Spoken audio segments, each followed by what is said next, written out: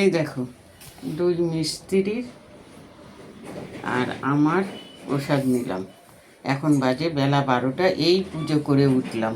কি করব বন্ধুরা, কিছু করার নেই। যখন যেরকম সময় হয় তখন সেইভাবেই কাজ করতে হয়। যাই হোক, আমি মিস্ত্রি দাদের প্রসাদটা দিয়ে আসি। এই যে এখন প্রসাদ খেতে বসেছি। যাই হোক, কাজটা আমার হচ্ছে, আমারও ভালো লাগছে। কালকে দিনের বেলা হাঁসের ডিম রান্না করেছিলাম, তবে ডিমটা একটু ঝাল হয়েছিল। আমি বুঝতে পারিনি, মিক্সিতে পেস্ট করেছি না, লঙ্কা একদম চটকে ভটকে গেছে। আগে আমি দুটো তিনটে করে ডিম খেতাম, হাঁসের ডিম। একটা ডিমে পোষাতো না। তোমরাও আমাকে দেখেছো খেতে। কালকে দুপুরে একটা হাঁসের ডিম খেয়েছি, রাতে একটা খেয়েছি।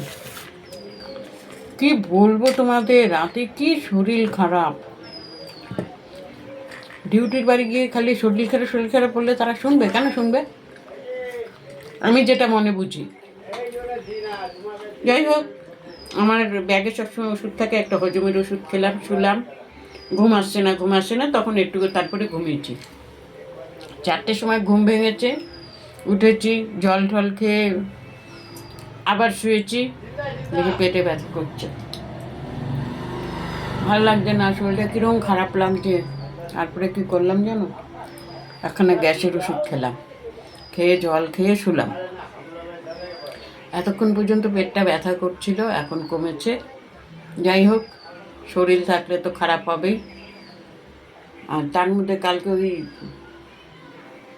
বাথরুমটা নিয়ে এমন খেচাখেচি করেছে না পাশের বাড়ি, মানে টুল কলম দিস নি, হ্যান্ড করিস নি, ত্যান করিস নি।